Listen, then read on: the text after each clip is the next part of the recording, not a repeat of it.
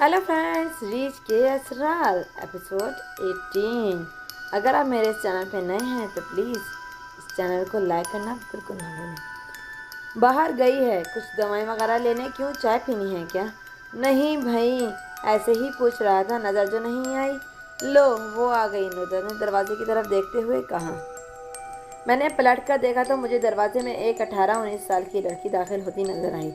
इसने हम दोनों को बड़े अदब से सलाम किया और दवाएं मेज पर सजाकर खामोशी से बेंच पे बैठ गई। सरवज को देखते ही मुझे बड़ी हैरत हुई। वो कहीं से भी नुजरत की बहन न दिखाई दी। न रंग, न रूप, न नक्शा, कुछ भी तो मेल न था इससे। नुजरत अगर चांदी थी तो वो चांदी का दाग। सरवज जरा मुझे उठा। अच्छा आपी। सरवत ने सहारा देकर इसे उठाया और आसिफ ने इसकी पीठ के पीछे 2-3 तकिए खड़े कर दिए। नुदरत ने नीम दराज होकर तकिए पर सर लटकाकर हम दोनों से मुखातिब होते हुए बोली, आप लोग बैठ जाएं। हम दोनों सरवत के साथ बेंच पर बैठ गए। सरवत चाय बना रहे। अच्छा आप ही। अरे क्या ज़रूरत है इस तकल्लुफ़ की, मैं भी तो पी लूँगी ना चाय इस बहाने। सरवत ने खामोशी से केतली उठाई और बाहर निकल गई। सरवत के जाने के बाद कमरे में गहरी खामोशी छा गई।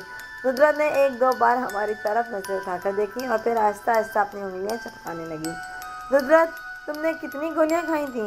आसिफ ने गैर मुतवक्किल का सवाल किया। मालूम नहीं, मैंने तो शीशी ही उंडेल ली थी मुंह में। हाँ, इनमें से चंद एक ज़मीन पर भी गिर गई थी, इसने मुस्कुराते हुए जवाब दिया। ये जवाब तो मैंने हम कुछ इस अंदाज में दिया जैसे ख्वाब आवर गोलियां ना खाई हों, टॉफियाँ खाई हों। फिर क्या रोकर जवाब देती? नुजरत ने हंसते हुए कहा। ये अचानक इतनी गोलियां खाने की क्या ज़रूरत पड़ गई थी आपको? मैंने मौका गनीमत जानकर उससे दुखी रख पर छेड़ दिया। जब मैंने होश में आई हूँ, ये सवाल मुख्तलिफ लोग मुझसे दरियाफ्त कर चुके हैं और सबको मैं जवाब दे चुकी हूँ, लेकिन मेरी बात पर यकीन कोई नहीं करता। आपको भी बता देती हूँ, यकीन करें या ना करें, इससे मुझे कोई दिलचस्पी तो नहीं। बहरहाल हकीकत यह है कि गोलियां मैंने गुस्से में खाई थी। गुस्से में? आसिफ ने सवाल किया। असल में बात यह है कि ख्वाब आवर गोलियों की मैं हमेशा से आदी रही हूँ। गोली खाए बगैर मुझे नींद नहीं आती। कल ऐसा हुआ कि 3 गोलियां खाने के बावजूद मुझे नींद न आई तो गुस्सा आ गया और यूं मैंने पूरी शीशी अपने हलक में उतार ली। वाह, क्या अक्लमंदी का सबूत दिया तुमने, आसिफ ने बताकर कहा। नुदरत के लहजे में बड़ी सच्चाई थी। मुझे फौरन इसके जवाब पर यकीन आ गया। वैसे इस जवाब ने इसकी शख्सियत से एक पर्दा हटा दिया था।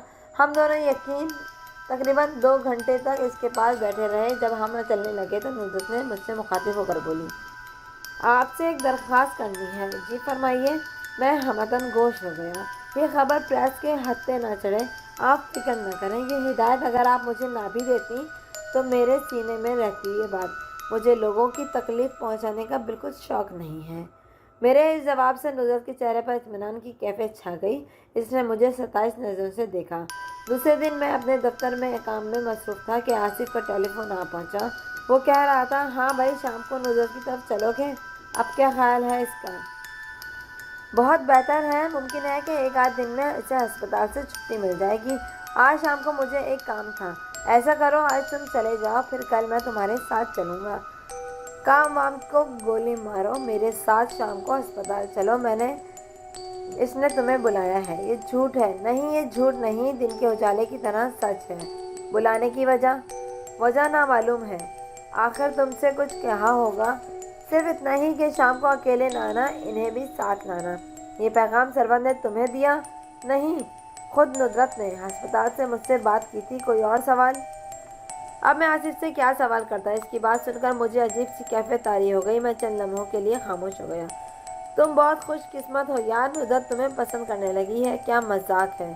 मैं नुदरत को बरसों से जानता हूँ। वो बहुत खरी लड़की है, दिल की साफ, कोई काम छुपा कर नहीं करती। चाहे वो दूसरों की नज़र में कितना ही ख्वाब हो। वो अपनी बनाई हुई रीछ और औरत की तस्वीर छुपाना चाहती तो अपने बेडरूम में लगा लेती, बाहर वालों को इसका इल्म भी ना होता। लेकिन तुमने देखा कि वो ख़तरनाक तस्वीर इसने अपने ड्राइंग रूम में लगा रखी है। इस तरह कि तुम इसे अच्छे लगे हो तो इसने बिला झिझक मुझसे कह दिया कि शाम मैं तुम्हें अपने साथ लेकर आऊँ। और ये जो मैंने तुम्हें खुशकिस्मत कहा है, वो इसकी भी एक वजह है। आसिफ इतना कहकर जानबूझकर रुक गया। जी, वो भी फरमा दें। नुदरत बड़ी बेनियाज सी लड़की है, अपनी ज़ात में मगन। यही वजह है कि इसके दोस्तों की तादाद एक उंगली पर गिनी जा सकती है। अब اس فہرست میں تمہارا بھی اضافہ ہو گیا ہے۔ میری پیش گوئی ہے کہ تمہارا نام چند ہی روز میں سر فہرست ہو جائے گا۔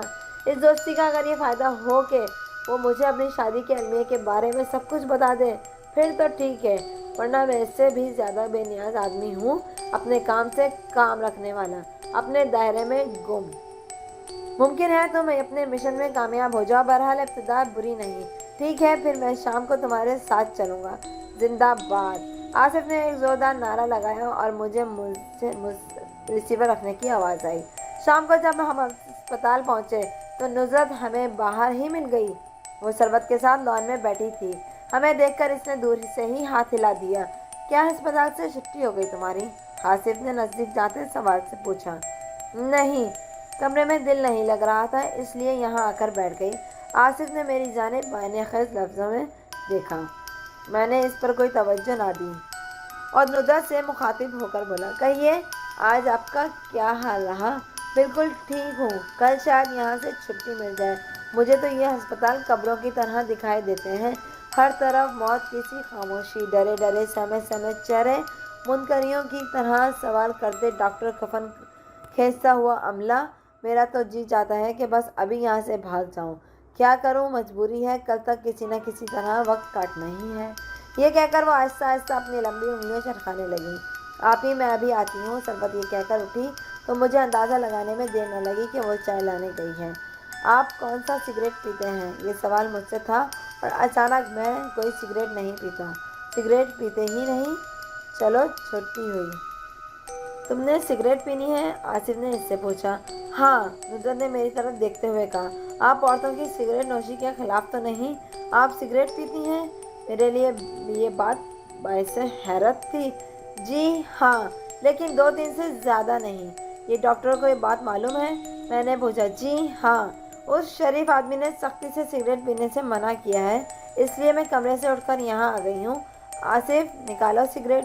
یہ ٹھیک ہے کہ میں سگریٹ پینے کا عادی نہیں تھا، لیکن آصف کے ساتھ یہ عیاشی کبھی کبھار کر لیتا تھا۔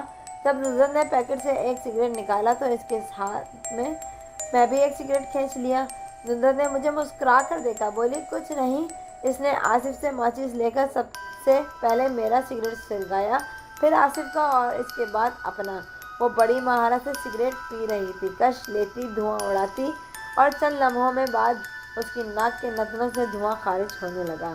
میں انتہائی بھونڈے پن سے سگریٹ پیتا جا رہا تھا، کش لیتا اور فوراً منہ کھول کر دھواں باہر نکال دیتا۔ نصرت مجھے بڑی دلچسپی سے سگریٹ کے ساتھ مذاق کرتا دیکھ رہی تھی۔ تھوڑی دیر بعد سربت چائے کی ٹرے اٹھا آ گئی۔ اس نے بڑی سلیقے سے چائے بنا کر پیش کی۔ اتنی دیر میں ان دونوں بہنوں کی صورت کا تقابل کرتا رہا، لیکن باوجود کوشش کے مساملت کچھ نہ کر سکا۔ آپ کو اس اسپتال میں کسی نے پہچانا نہیں؟ آپ جب میرا انٹرویو لینے گھر تشریف لائے تو آپ نے مجھے پہچانا تھا؟ نہیں، میں نے صاف گوئی سے جواب دیا، اس لیے کہ میں آپ کو غیر متوقع طور پر اول جلوس صورت میں نظر آئی تھی۔ شاید یہی بات تھی۔ پھر اسپتال میں آنے والے لوگ مجھے کیسے جانیں گے؟ انہیں اس بات کی کہاں توقع ہوگی کہ گلوکارہ نصرت اس ہسپتال میں ایک کمرے میں موجود ہے؟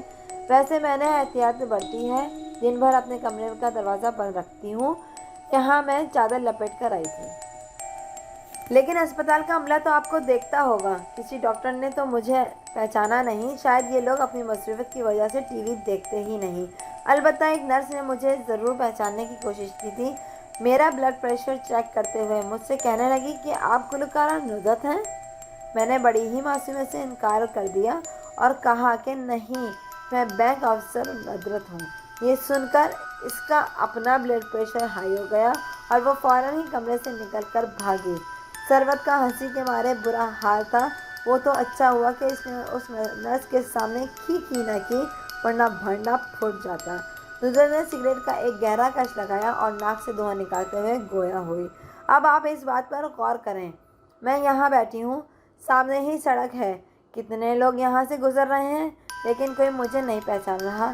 یہ دور اصل میں نفسا نفسی کا ہے، یہاں کوئی کسی کو نہیں پہچانتا، ہم آپ ہی دائروں میں گھومتے فریب نظر میں مبتلا زندگی میں گزر چلاتے ہیں۔